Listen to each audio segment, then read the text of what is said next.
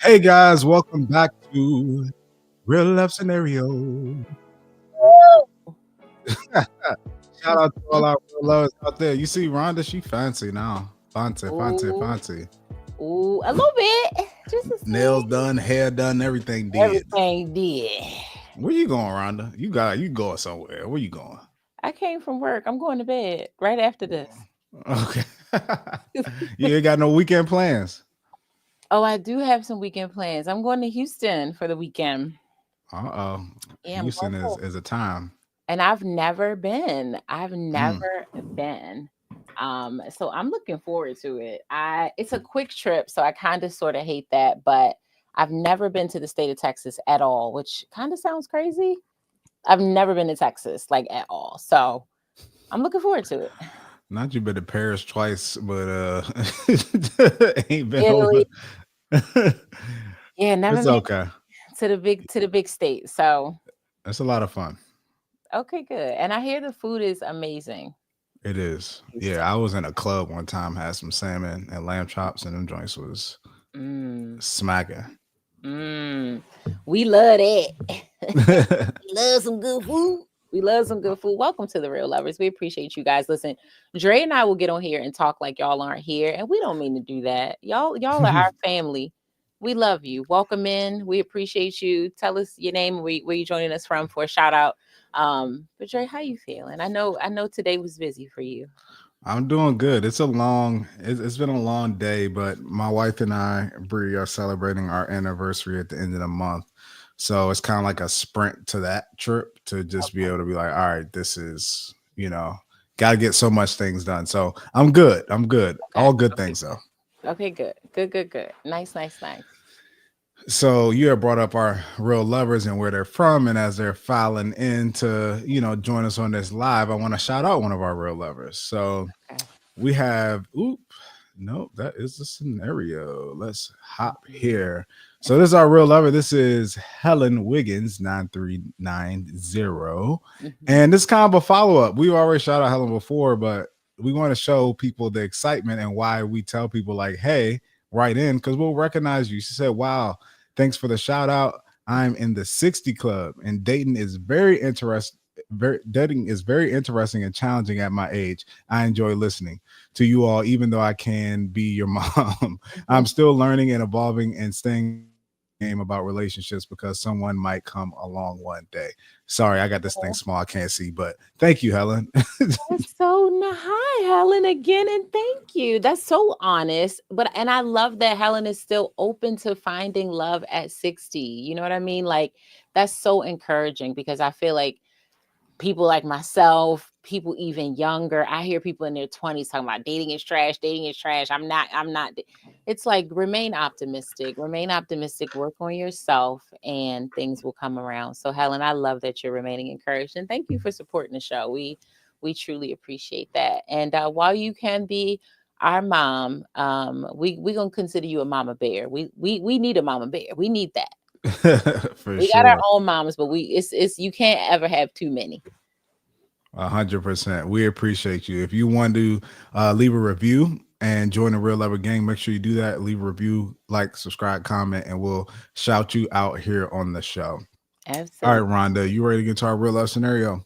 I am. Before we jump into it really quick, I want to say hi to Bree. Hey, Bree, with the Hey, purple heart. Bree. Hey, we got El Reezy Energy joining from Chicago, What up? Jay joining from Milwaukee. What's up?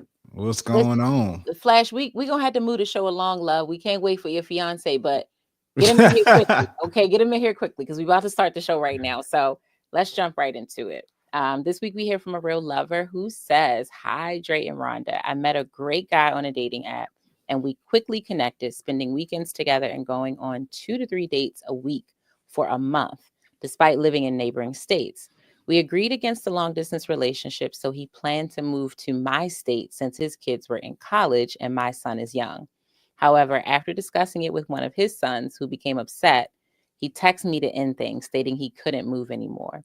He preferred not to pursue a long distance relationship and didn't want to hurt his son. I respected his choice, but felt heartbroken, especially since he refused to meet in person to discuss it.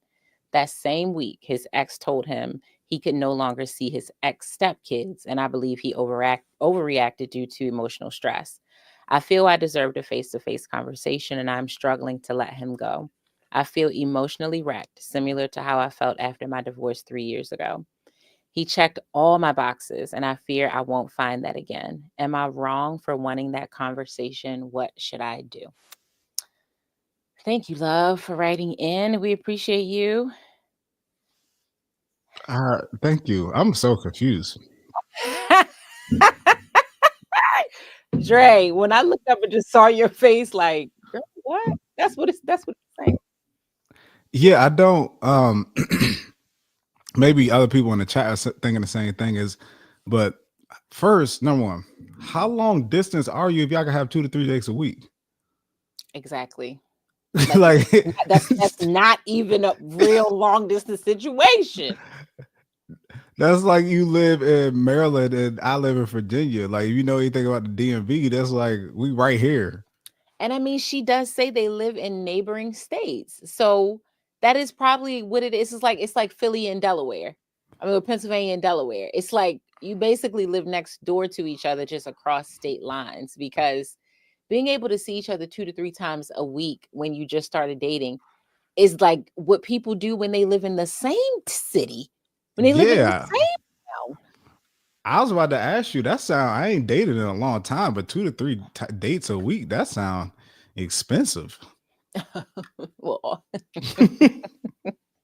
it can be depending on where you're going, but But is that like a normal thing that people do 2 to 3 days? I know when you're happy, it's somebody new, you're feeling it, you do yeah, it, but like 2 to 3 dates, multiple weeks.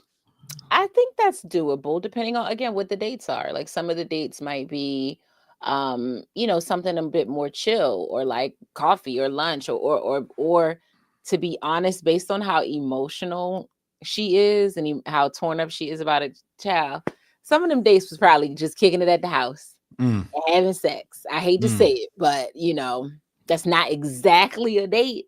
But I would guess that some of it was that too, for sure. got you. It was not all like going out. But we don't know these people's financial situations. Maybe they are in a position where they could date, like truly go out that frequently.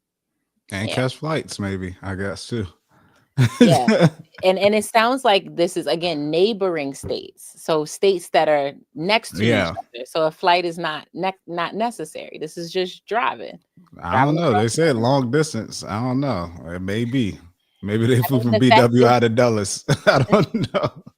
listen, Could you catch anything. a flight from BW out of Dulles? I wonder. I'm gonna look that up and see.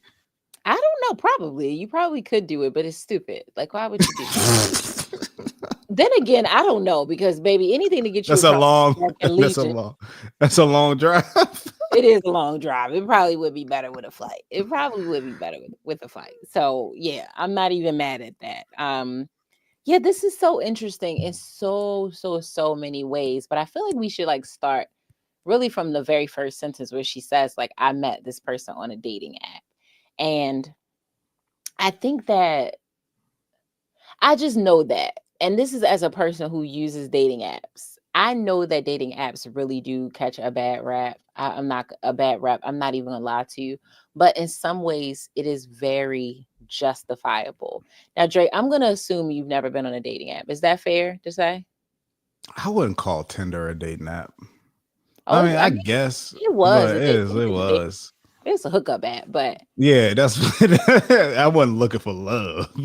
yeah, it's definitely more of a hookup app, but dating nonetheless. I find that I hear people saying a lot, like, I hate dating apps. I'm not using dating apps. Dating apps suck. Like, I'm not doing it. I'm not doing it.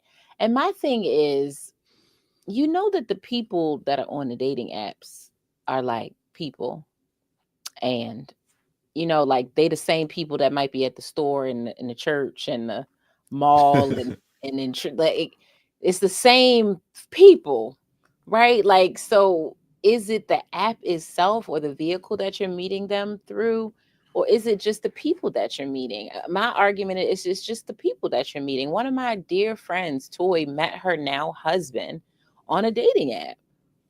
that she had been on for a couple of years, and she had met other people on the app before she met him, and it didn't work out with them, but it worked out with him. So I do find that like dating apps get villainized, but I don't think the app itself is the problem here, but I can see how people could be deceitful, right? Like digital interactions can lead to deceit, right? Like if you only or you start or you spend a lot of your time interacting with someone digitally, like the Tinder swindler, like you could get got by a Yeah. dating app. Does that sounds fair, right?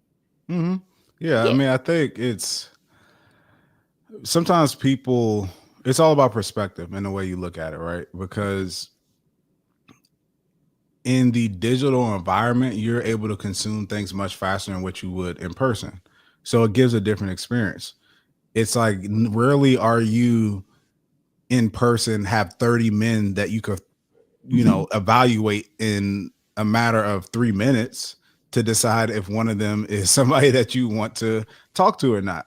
Yeah. I'm pretty sure if you did that in person, you might find one or two that ain't trash, but it could be 28 trash people, right? Oh, Yeah. shoot, all 30 could be, honestly, but we're just not used to that type of experience in person, right? So when we look at online and digital dating, because it's in that format, it comes off as like just inauthentic or not real or just not a great place to, meet people and evaluate somebody that's real, but it's just different. It's not wrong. It's just different. And with things that are different, they come with their own set of rules and rules of engagement. So you just have to understand I'm not in person, I'm online. So the expectation should be different. Therefore, my perspective on this should be different.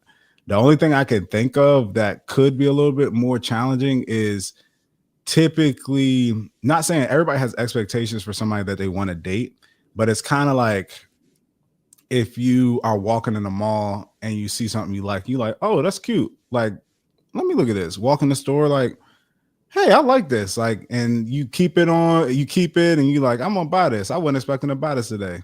Versus like, I'm going to the mall specifically looking for this. So then your expectation is a certain way.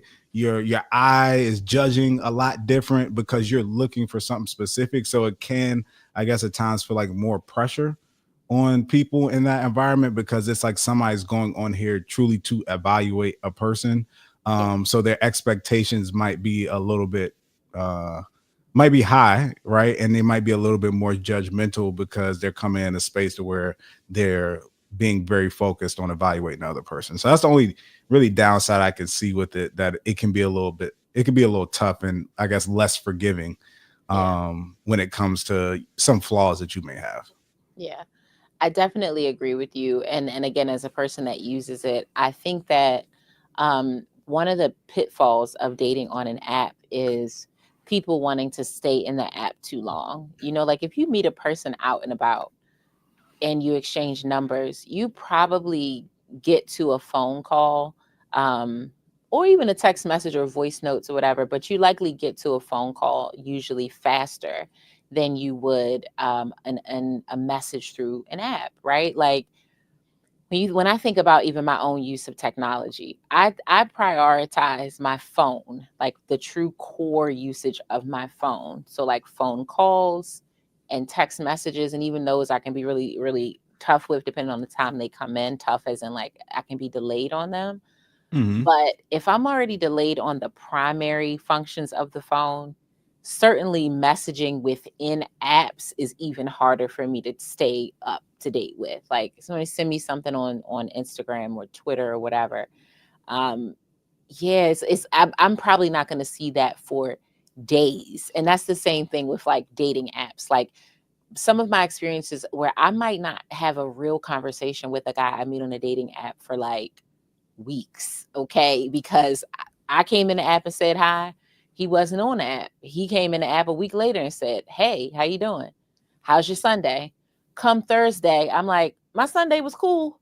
Hope you've been having a good week." Like it's just an extremely slow process. And I think that sometimes can be a breeding ground for manipulation and deceit, right? Because you don't get to getting them on the phone, getting a video call going, um, getting in person. Like they get to kind of create a personality or a persona that lives inside of the app.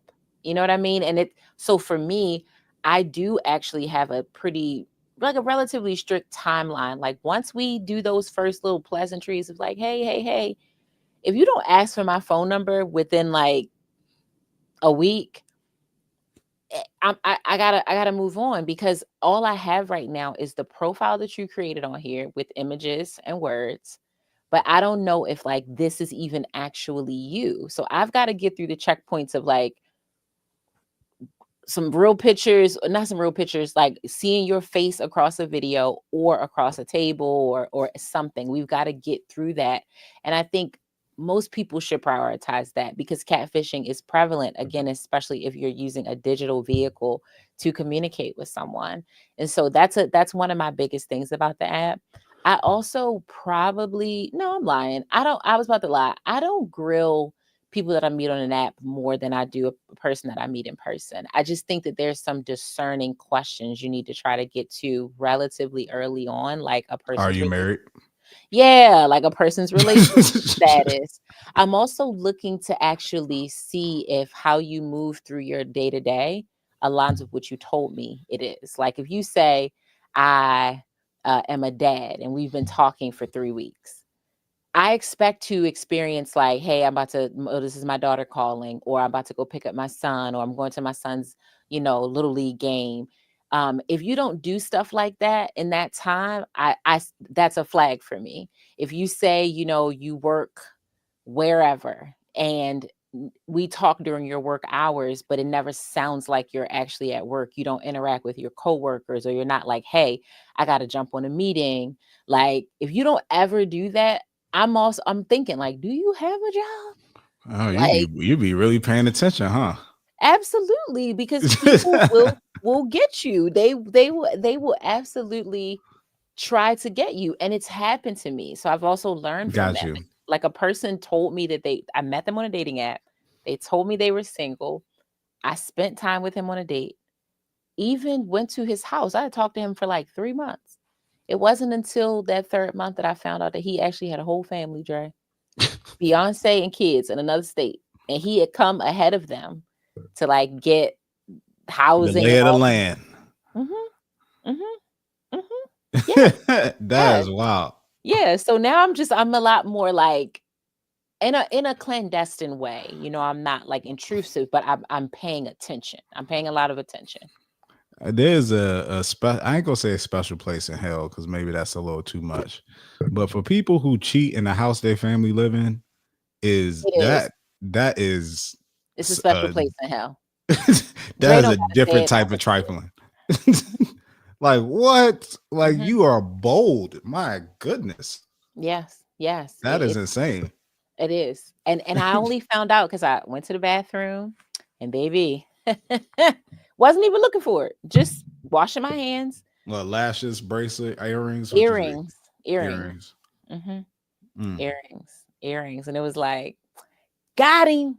Ha! Got him. And it was stuff that felt funny about it. But for the most part, he was very available because his family truly lived in a different state. They were just waiting to join him at a later time. And so I think for women or men, whoever, if you're using dating apps, it's just important to try to get off the app as quickly as you can and get into real interactions with this person, phone calls, video calls, in person meetings, just to kind of get through some of the, is this person who they say they are? Do they look the way that they posted the pictures on the app? I've also experienced that. Y'all think that just women catfish? Shit. Yeah, you need to get, like you said, get the conversation off of text basis. I mean, texting should be for planning things, Mhm, right? And mhm, yeah. coordinating things, not to learn about one another. Because somebody Mhm, could chat GPT a whole conversation with you. Listen, they could take, and it could come natural too quick. You could type me a message, I can highlight that message, say ChatGPT, respond to this in a friendly way, and then it'll type a response and that right back. And you could be having a conversation. I like what um Energy said is like when the connection good digitally but terrible in person. It's Oh, terrible. Reezy. Yeah, it's a very big letdown because and it could be exactly what you're talking about, Dre. They're using um AI to help them produce communication. Listen, I love AI, but I do not use it for personal interactions. I tend to use it if I'm working on a project, I'm trying to plan something, or I'm working on something professionally. But just to have a conversation with a person, and it's funny because I've been on the receiving end of messages that I can tell were written by AI.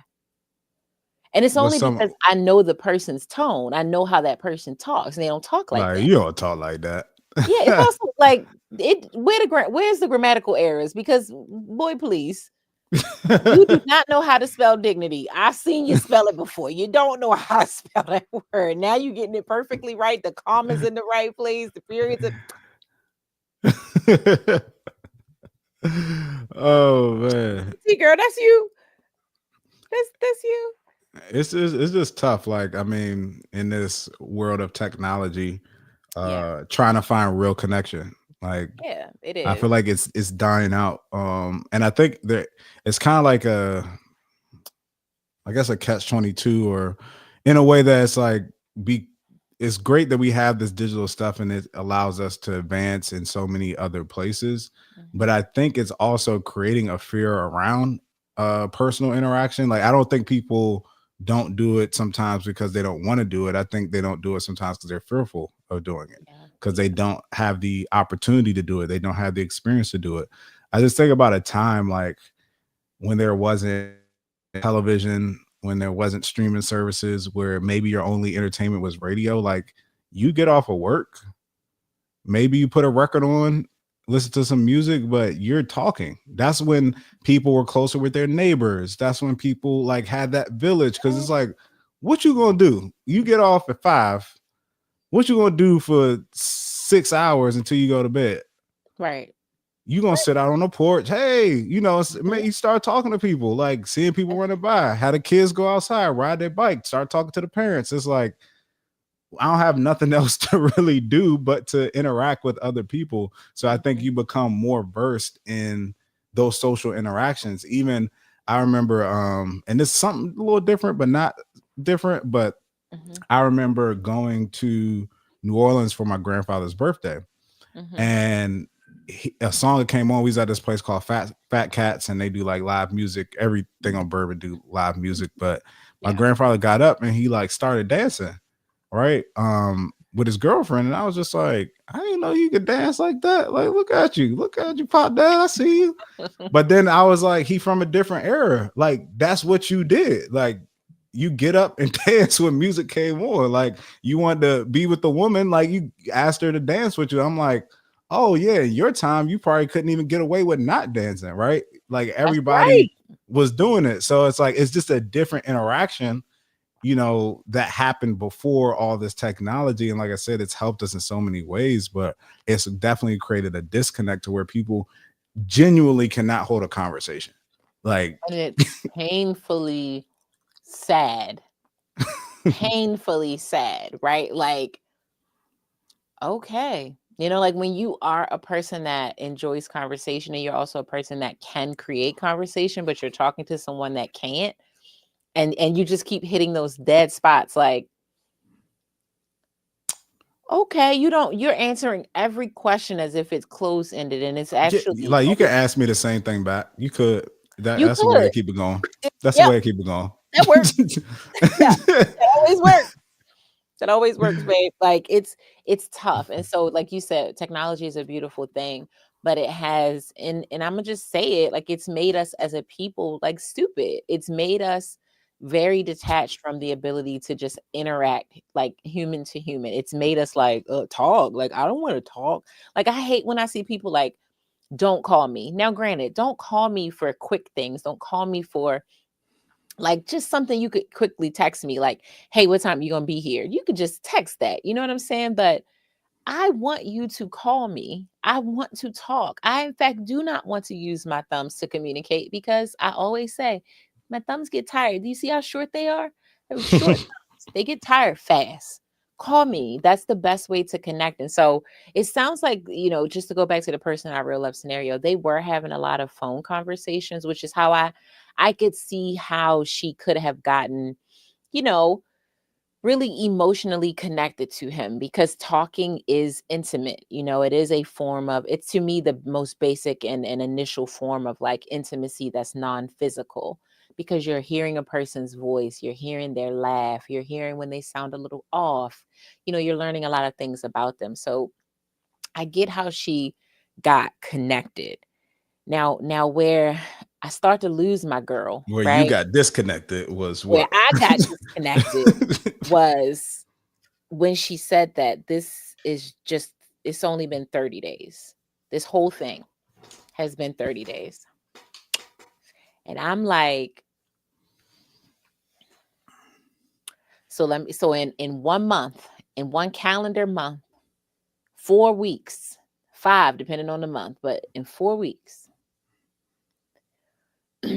you actually thought that this man was about to relocate from his neighboring state to live closer to you so that y'all wouldn't have a long distance relationship, even though you weren't exactly in a long distance relationship. Talk to your people, Rhonda, because this was y'all women. Y'all be kept falling fast, boy. It's like the Cinderella syndrome, man. It's like it's not right, but for you feel like it's about to be different. Like it's different. Like this is just the stars aligning for you, right? So it's like talk to her. I'm tough love, okay? Tough love. But here it goes. I deeply, deeply understand wanting to have your person and be with your person. I am a person that is ready for my person, right? But what life has shown me is that I cannot rush anything that is meant to be for the rest of my life. Something that is good, something that is great, something that is amazing is worth working for, but it's also worth waiting for. And I don't want to rush myself into a situation just to have a situation, even when it feels good to. Okay. Even when the person is seemingly checking off the boxes, there's a thing inside of me, right? There's some sort of regulation inside of me that's like, it's only been 3 weeks. It's only been for you. You don't even know. Do you know his mom's name? Do you know his kid's name? Like, what it's certain things that you just aren't going to get managed in 30 days. Like, Let me ask you something, Rhonda. it's the lean in. Let Can me you can you verify? And I open this up to the chat too. Y'all let me know. Do you feel like you can verify the character of a person without meeting anybody around them? no. Nope. Nope. You can't. Friends, family, anything? Co-workers, anybody, Co- somebody. Yeah. Yes. Because it's like my point is, and I've said this before, when you first start dating somebody, that is the least. That's the time you know the least about them. Yes. Like you don't know that man. I'm sorry. Like you really don't know that person after a month. Like people can Don't keep up be. a facade. People can say a lot of different things, in that short time frame. And words are just words. Like I said it before on this show. I can say I'm 7'3". I can say I play in the NFL. I play in the NBA. I got $100 million. Mm-hmm. Ain't none of it true. It's just words. I can say as many things I want to say as much as possible. Mm-hmm. Actions are the things that actually validate, right? Mm-hmm. What somebody is saying. I just read a Bible verse this morning, and Matthew is like, you can tell the health of a tree by the fruit it bears. Like Yeah. a bad tree can't bear good fruit. It's just not happening. Just like somebody's actions show exactly who they are, and it takes time for the validation. Like perfect parking. We ain't letting you out unless this pass is validated. You ain't getting past this gate unless that thing is validated. And it's gonna take some time for us to validate this thing. You know what I mean? That's right. That's it. It's That's like it. you gotta take the time to validate if the person that you're seeing before you is even really that person. Yeah, because you know what? if they are who they say they are, they're going to be that person in 60 days. They're going to be that person in 90 days. They're going to be that person in 240 days. And it's okay to take your time to really make sure that who they say they are, that is exactly who they are. We are all putting forth our best efforts most of the time when we first meet someone, right? This is when, and ladies, the ladies that are in the chat, tell me if I'm wrong. If you wear makeup, if you wear jewelry, if you wear hair extensions or cute, whatever, whatever your things are, at what point do you get comfortable not doing those things around a guy that you're dating, right? Like when he's FaceTime and when y'all are going out, at what point are you comfortable just being like, if he called and I got the bonnet on, I got the bonnet on. If he calls and I don't have a bra on and they're a little low because they're not as perky as they once used to be. At what point are you doing that? And to me, that is a just small representation of how you get comfortable the more you know someone. And that's not a bad comfort, right? That's a good comfort. Because if we're going to live together, yeah, baby, I'm not going to always have on makeup. My hair is not always going to be perfect. Sometimes it's going to be in a messy little ugly bun, or it's going to be tangled, or it's wash day. So I got 4 sections in my head with clips and this side is straight because I'm working on it and trying to get it straight. You're going to get to see that type of stuff. So it's the same thing when you're first meeting a man, when you're first meeting someone. You got to give it time to really see how he eases down into being comfortable with you. His character shouldn't change, right? But that's what you have to wait for. You have to actually wait and see that. And when I was talking about that thing inside of me, like I said, even when it feels good, I tell myself, Rhonda, you just don't know enough yet. To say that we met and we hit it off, that's normal. In general, you should meet and hit it off. You know what I'm saying? Like it doesn't take much. The bar is low for hitting it off. You answer the phone, you respond to text messages, we go out on a few dates. Hitting it off. I will say too, and people might not like this, but this is coming from a man's perspective, and I want to be the bro that's going to help some people out, right? Yeah. And mind you, again, I've said it on the show before that there are no absolutes in life. All we operate in is odds. What gives you the best odds to achieve what you want? We know there are always stories and situations that this happened and that happened, but what gives you the best odds? It seems like in this scenario, a month in, they've been intimate already. That's just my guess, right? For sure. It's giving that. Right? Like, I just don't think women should be intimate within a month of knowing a man. Like, that's just my opinion, because there's so much when it comes to men, the respect of his woman, right? And how much he respects you. And whether you like it or not, or think it or not, a lot of men, if you give it up too early, they lose a respect for you in the sense of making you wifey. They might still talk to you, they might still date you, but to take you serious, they was like, oh, that was easy. Like, like I don't I know if she did this for me, like it's probably other people she done did this for. It's like you need to take your time in that space so that you build up a level of respect for him or from him. You know what I mean? And Yeah. like I said, don't shoot the messenger. But as a man, I'm just trying to tell you, because I've told friends. I remember we had a friend. She was dating a dude, and I was like, don't sleep with him. Don't sleep with him anytime soon. Like you gotta get to know him, all that stuff. She did it. And then the relationship changed. About 2 weeks later, he broke it off. You know, this is the reason, that's the reason. And I was like, I mean, all those reasons could be true, but I think he just lost respect for you in that way. Like he just sees you in a completely different light. You know what I mean? Than what he maybe would have saw you. You had the opportunity to gain his respect, because honestly, every man sees their woman as a reflection of them, right? And they want her to come off as somebody that's well put together, and they don't want somebody to see her and be like, oh yeah, I slept with her, and that person slept with her, and that person slept with her. It's like, whether it's right or not, I'm just letting you know that you need to take your time when you are courting and dating to, not give something like that up too early. Because even though a man, I'll say this and I'll move on. You want a man to respect you over anything. I think it's an amazing sign when a guy says, I'm gonna step away from this because I respect you and I could tell you're moving seriously about something. So I don't want to keep going down that track with you. Like, I just want to break it off, right? That is a great sign for you because Rhonda and I talked about this on the last episode. Like, you want somebody to intervene if they know they're not ready for that type of relationship.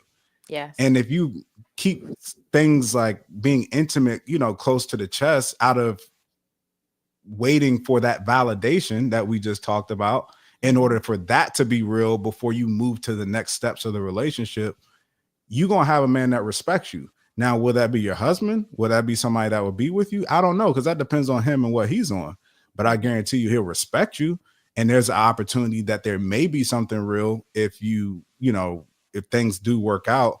But it's better to have it that way than move it too fast and then trying to gain that respect back after that, because he's going to view you a lot different. Don't kill the messenger, though.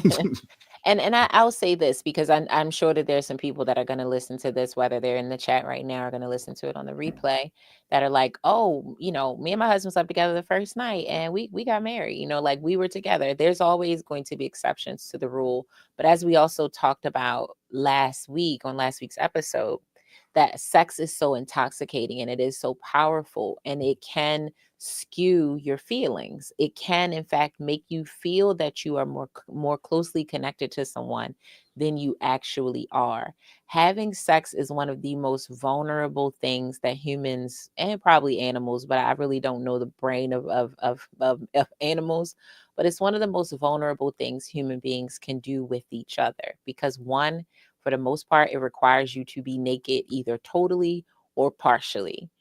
It is, and not to get too graphic, but it is a literal physical connection. You are touching one another. Somebody is in the other one. You are probably kissing. You're exchanging bodily fluids. It is an extremely vulnerable and intimate act. And to me, if you really think about it like that, you would be more cognizant about not giving it out so quickly or so easily because it is such a special experience and it really should be reserved for someone that you feel special about. Like, and this is probably, maybe the little bit of the older me talking at this point, because listen, y'all know I'm super honest. Dre and I are super honest. I've had my fair share of, I'm not on that type of time. I'm having fun. I've never Same. had a one night stand, but have I like met someone, we talked for a little bit, or I met them, we hooked up that night and then we talked a little longer. Yes, that's happened. That's Mm-hmm. absolutely happened. But what I know in each and every situation, even though I may not have been emotionally attached to each one of those guys, the act was a very passionate act. It emulated what I did when I was in actual relationships with men that I loved and thought that I was going to be with. And so it's not a lot to separate the two things. Even if you, oh, when it's just the booty call, we don't do oral. Oh, if it's not my man, I don't blah blah blah blah blah. Yeah. It's all still very intimate, even if you remove certain acts off the table. So I think more than anything, because it can cloud your judgment, it's just like you probably wouldn't drink 7 cocktails and get behind a wheel, right? Because it's going to impair your ability to drive. It's the same thing with having sex prematurely. If you start doing that, it is going to impair your ability to properly discern if this person is really about you or if they really just like having sex with you. And I just think it's important to take it off the table until you have a really good sense of if that person is about you and not about the sex that they're getting from you. So I'm with you. I'm not judge if you, it's your body, your choice. You want to live your life, 100%. have fun. But if you want You to be just gotta, serious about yeah, something, take your time. you just gotta know the decision that you're making. We've all had points in our lives where we're like, we're just having fun. And if you know that you're just having fun, you got to know the expectation for that.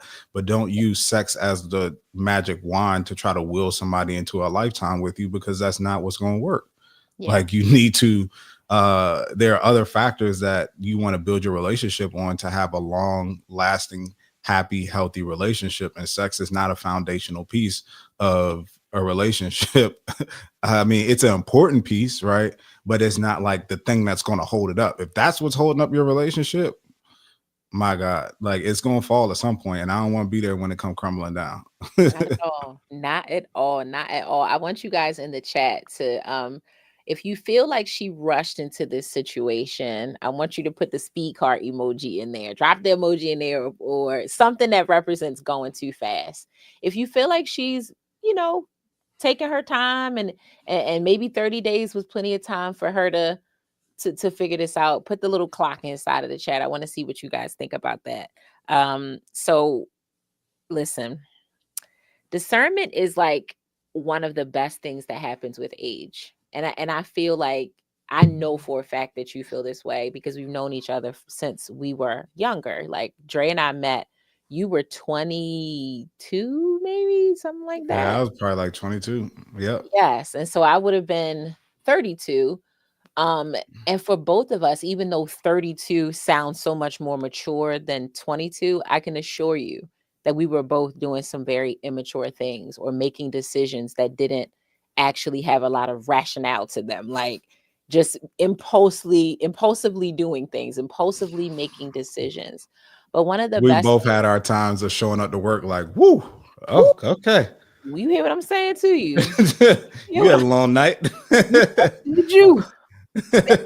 Then let's walk the teeter and get some food and talk about it. You know, like we definitely lived our lives, but I think with both age and hopefully maturity, um, discernment is one of the best blessings that I've received over my life, and not just with dating. That having sharpening that tool and being able to just like kind of see through some stuff. Like you and I had a conversation, we won't go into it, but it was about some stuff that you are like working on with work. And you're Hmm. like, you know, you just know when something feel a little funky, you know, something feel a little off. That is that thing. That is that thing that's been getting tooled and sharpened. And that's something that we absolutely have to bring into the dating space. You cannot just function out of the flutters and the feelings and the tinglies. You have to bring your head to the dating game because everybody isn't out to do it right.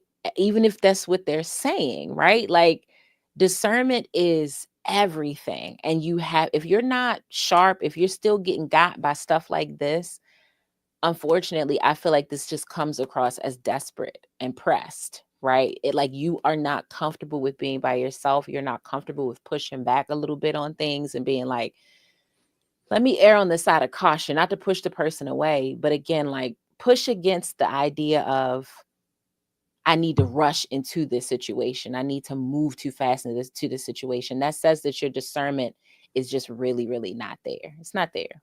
Yeah, I think discernment comes with experience, right? And I believe that well, discernment I think is tied to wisdom, honestly. Mhm. And I think wisdom comes from when knowledge meets experience, essentially. Like you can have some of that theoretical knowledge, but if you haven't experienced anything, you probably don't have any wisdom in the space that you're in. But Mhm. once you match that experience with the knowledge that you have, then you start to become more wise because then you can, reach back to certain times and certain instances where certain things happen, which give you a level of discernment or let you know when to take a step back and look at a situation for what it really may be. Mhm. And in order to do that though, you have to be observant. Like that's one of the main things with discernment, as you have to be willing to pay attention. Mhm. And that's one of the biggest things that we just talked about and what Rhonda just talked about and we've talked about on this show before is not being intoxicated, right?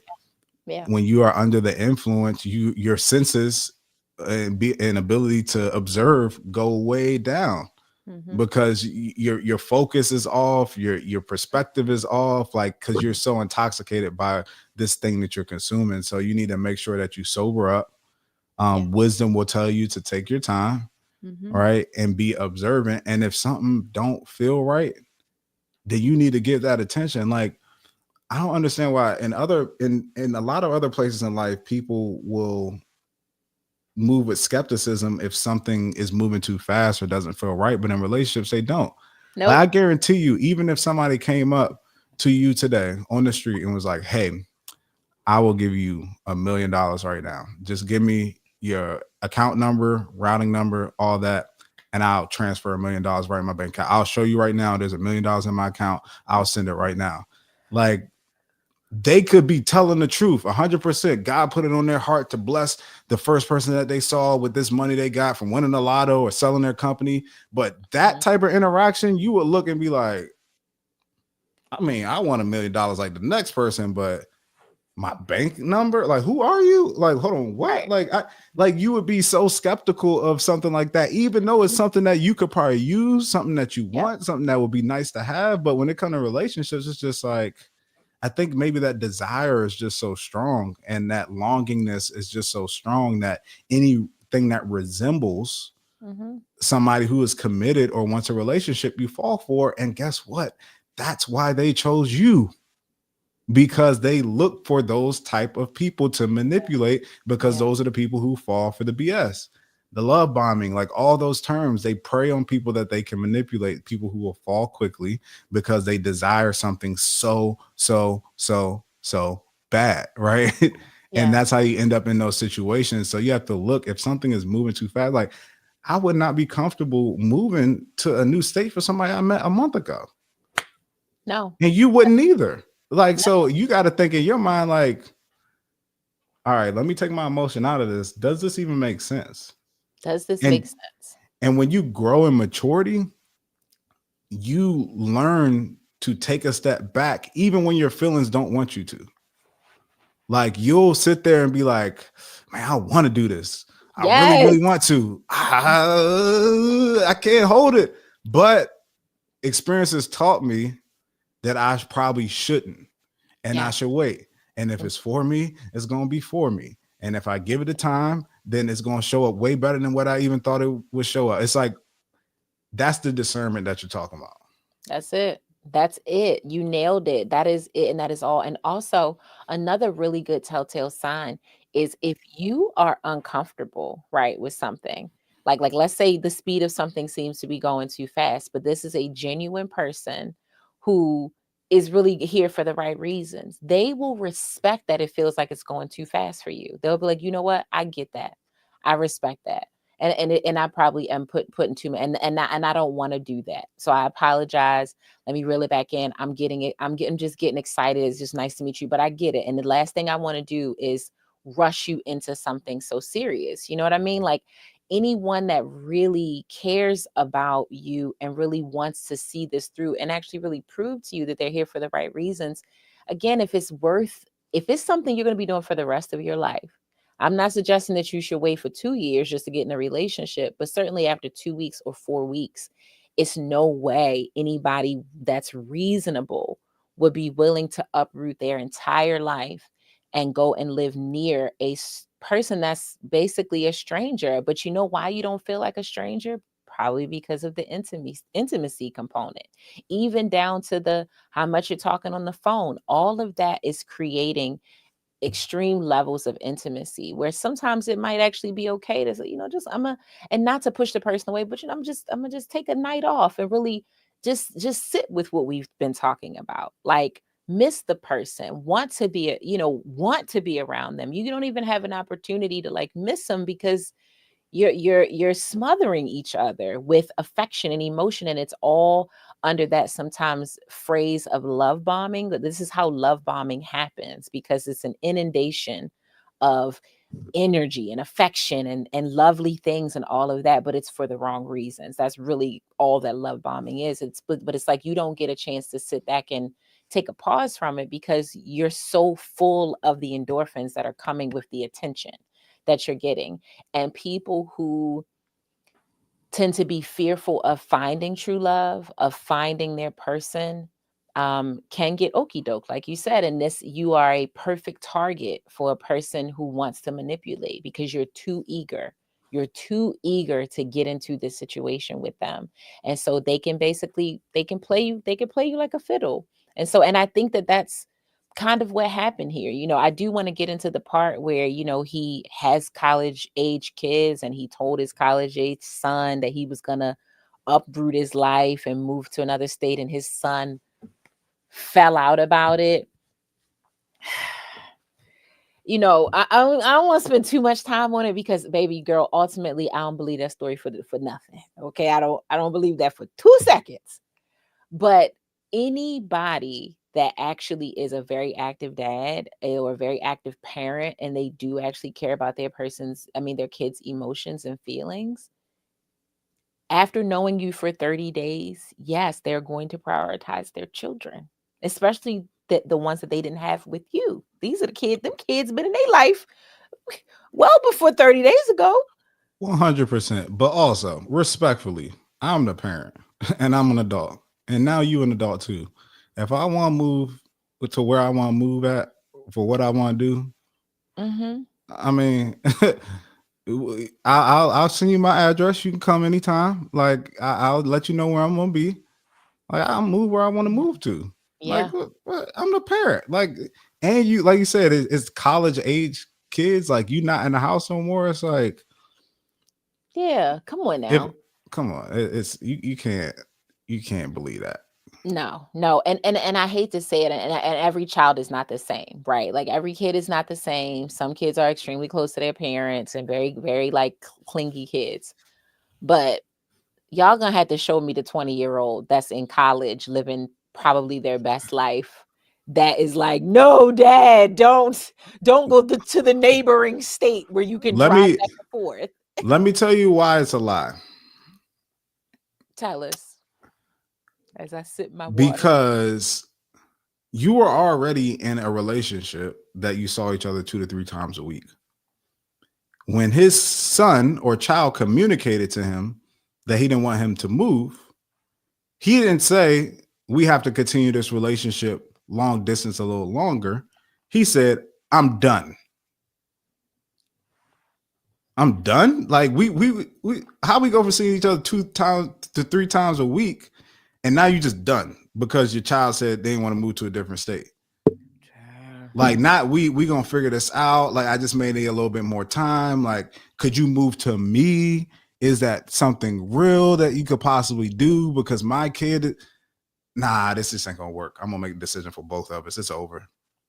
It was great. It was like, that's a lie. And even it's the truth, that ain't your person anyways.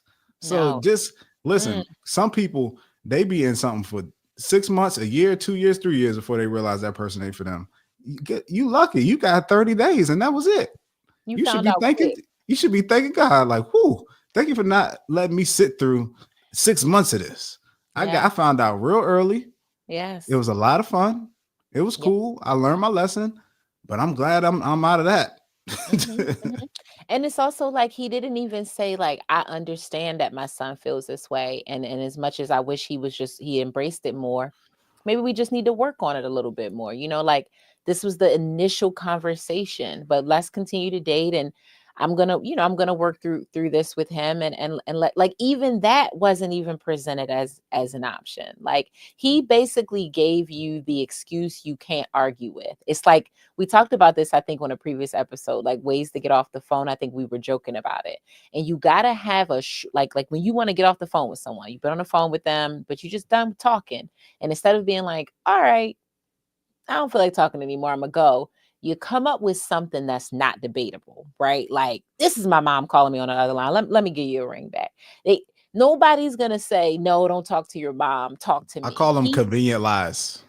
Like Yes, it's like, hard to challenge. Like it's hard yes. to like my head is pounding. I can't like Mm-hmm. when I stand up I get dizzy. It's like, who are you to say like that's not real, right? Or who are Yes. you to say that you're faking? But after a while it'd be like, all right, good. Well, I mean, that person always head hurt. You need to go see a specialist or something. Like, goodness gracious, like it's always something wrong with you.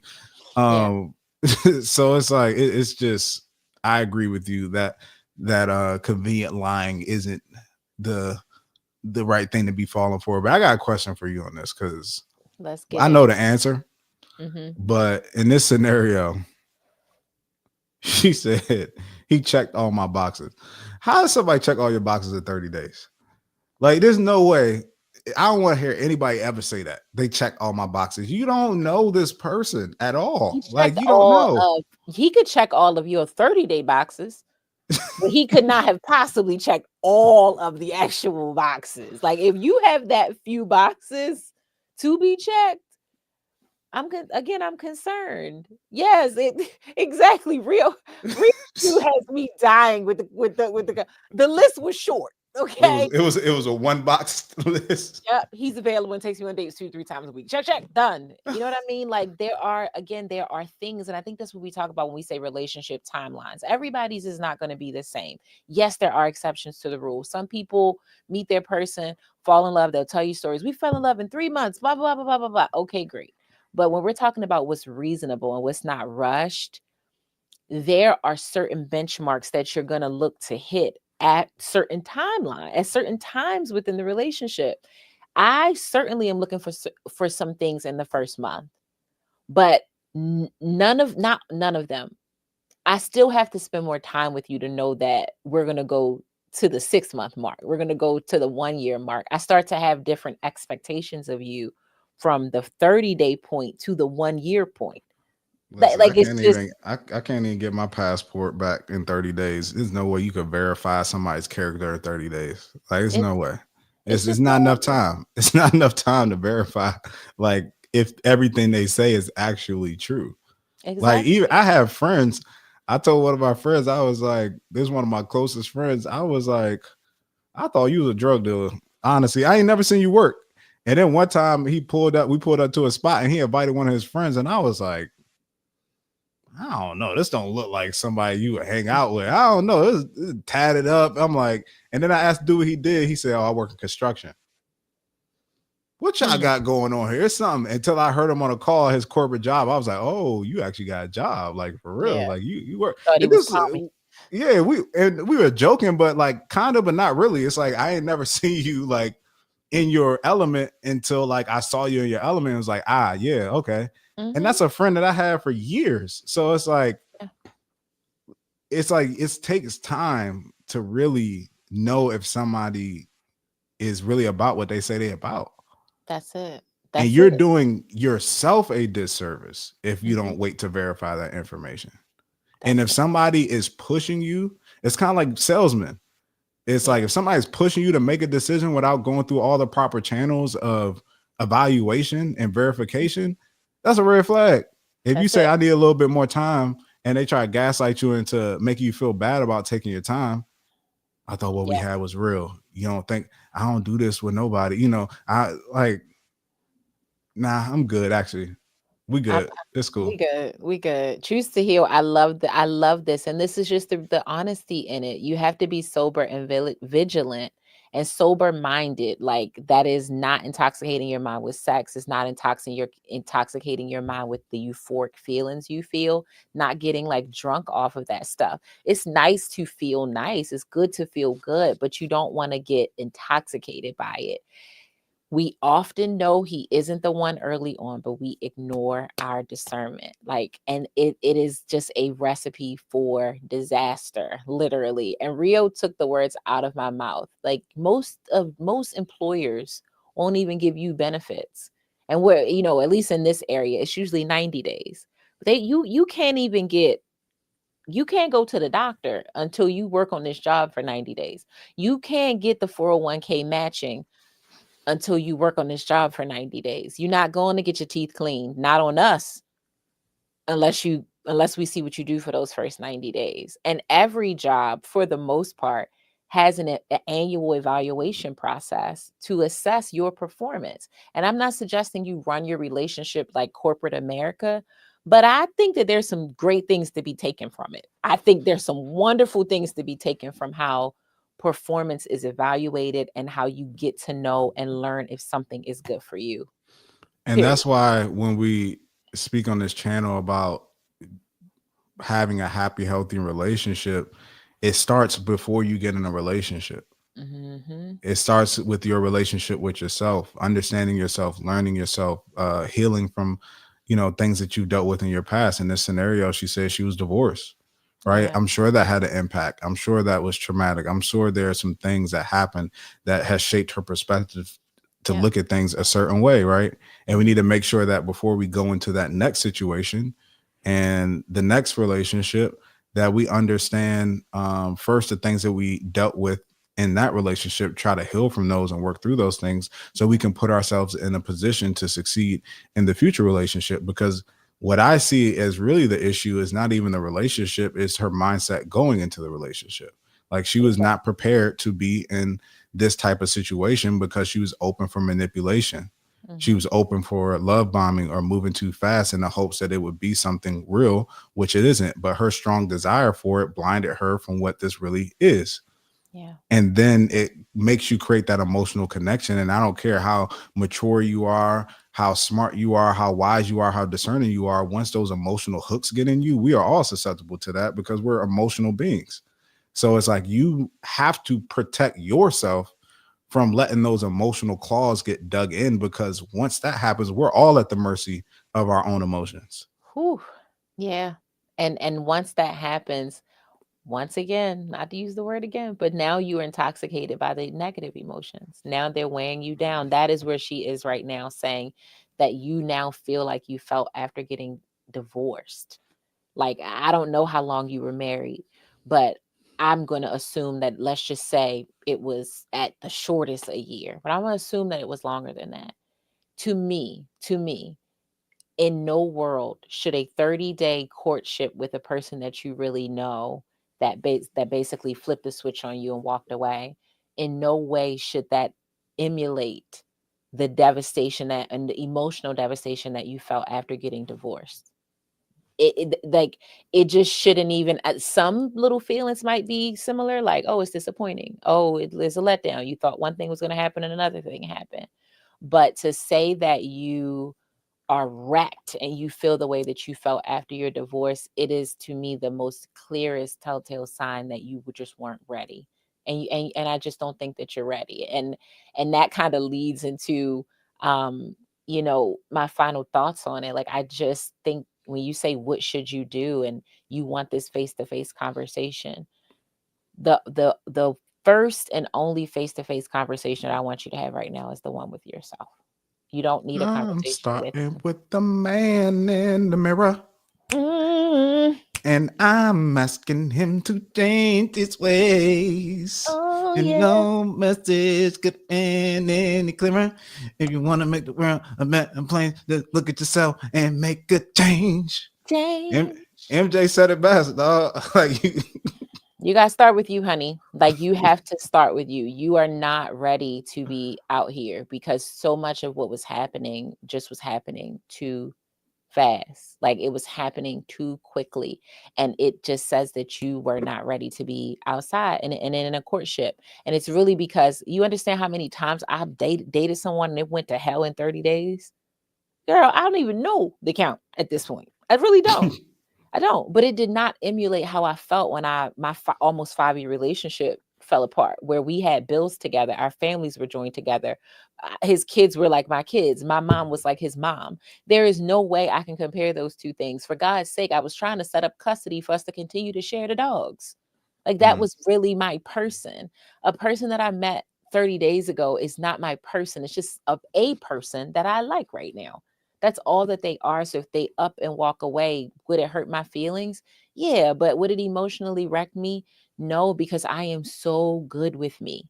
I'm so good with me. I know that I will be a wonderful partner and a wonderful wife, but I'm also a wonderful single woman. I'm an amazing single woman, and I actually really fuck with me. You know what I'm saying? And so if someone bounces in and bounces out, I can manage that. I have to reserve my heavy emotions for the people who have invested in me, right? You, Dre, my other friend, like real family and friends, and also the man that I'll ultimately marry. I can't waste my emotions like that on a guy that I met 30 days ago. Just so sorry, honey. 100%.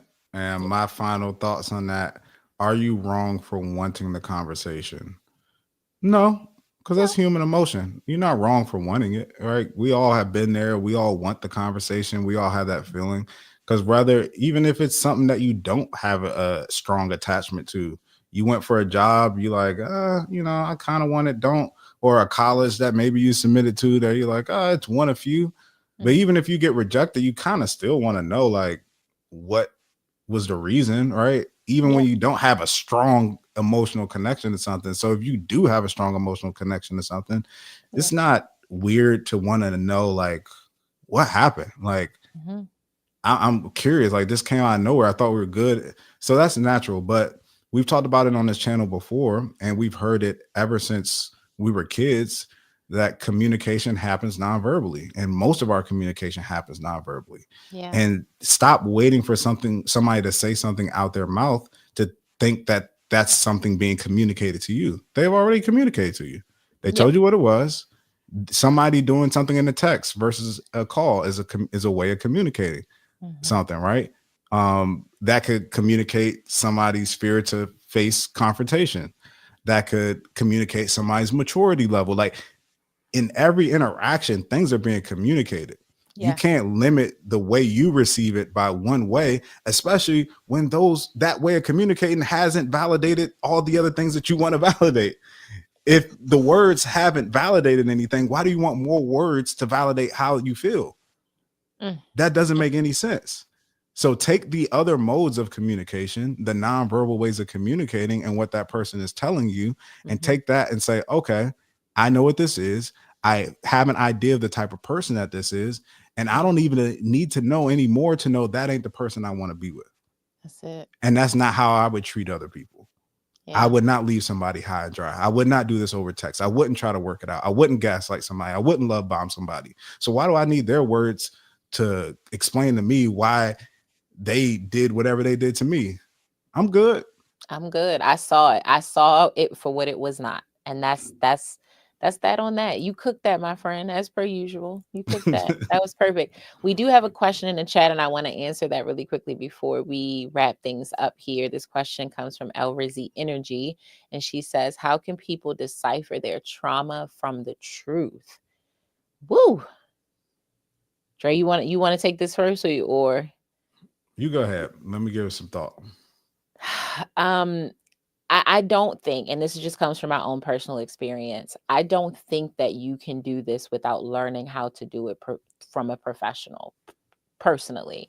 And that's just because I'm giving you my experience with it. I actually did not learn how to separate the perceived truth, which is, when I say perceived truth, it's the truth that you see through your trauma, right? You assume that someone is abandoning you because you were abandoned by someone in your life, which was a trauma experience. So now you're having a trauma response to what you perceive to be abandonment, versus this person actually isn't abandoning me. They're just busy at work right now, and they've communicated that, and that's okay.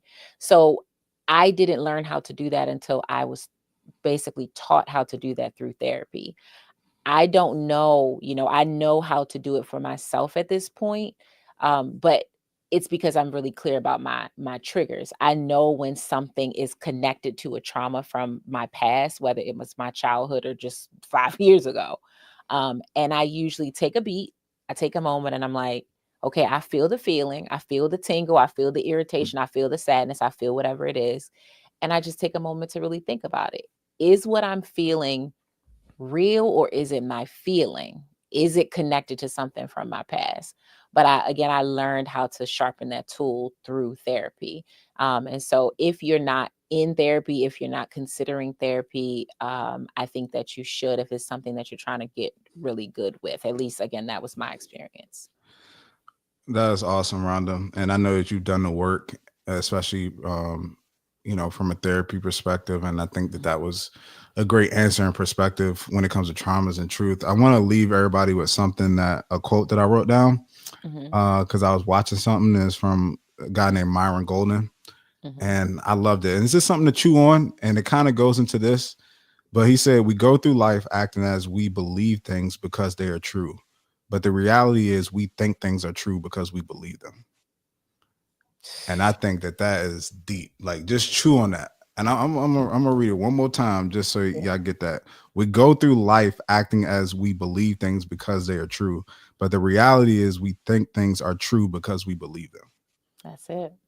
Like That's it. that's like, think about that. Like, it's That, really um a lot of things that we think are true aren't really the truth. that's true. Yeah, that is you so know, true. just That is, because we believe it to be something doesn't make it true. And I think that that's some of the things that you deal with when you go to therapy, right? That's what therapy is for, right? To yes, unpack and yes. separate what the truth actually is versus what Mhm. you're perceiving to be the truth just because you believe it to be something, Yep. right? And when you unlock that, I feel like you probably unlock another level of yourself. You You know what do. I mean? You And do. you become a much better person because of that. And it really sets you free, and this may be a topic we explore on another episode, but it sets you free when you can, in fact, realize that when you're being emotional, when your emotions are controlling you and you're not controlling them. Once you get it under wraps, even if you have a moment where you do let your emotions get the best of you, you know that that's what you did. You can call it exactly what it is. You're not making an excuse for it. You're not saying, well, they did that and they said that. And that's why, nope, at the end of the day, you let your emotions get the best of you. You let them control you when realistically you're supposed to be in the driver's seat at all times. And so, El Rizzy Energy, we love you back. We're glad that we were able to answer that question for you. Y'all were chatting in here tonight, and we really, really, really appreciate it. To our real lover, we hope that we were able to help you, baby, get good with you. Leave him alone. Don't pursue him for no conversation. Even if he is emotionally distressed, that is none of your business. Let Okay. go and let God. He said what he said according to Dre with his actions. So let that speak for itself. If you have a real love scenario and you want to write in, go to the website and submit your story to us. We love helping you, as do the real lovers in the chat. Okay, you're gonna hear from everybody. Also, please be sure to join our community. It is fun, it is educational, it is a safe space where we get to just dialogue with each other, and it's full of information about events. We've been cranking them out, and I love that Yeah, for man. us. I love that for us. So we want to see y'all showing up. And the more you show up for us, the more we can show up for you, meaning we can come to your cities, we can do activations in your towns, but we need your support. So outside of joining the community, please share this with your network and with your community. We really appreciate it. Yeah, tell them to join the live next time so we can That's fill this right. thing up. That's right. Send them the link. All you got to do is drop them a link. It's very simple. Follow us on social media. I'm at Ronnie Cakes As Dre Smith. and at Relationship Restored. And we'll see you here. Same time, same place. See y'all later.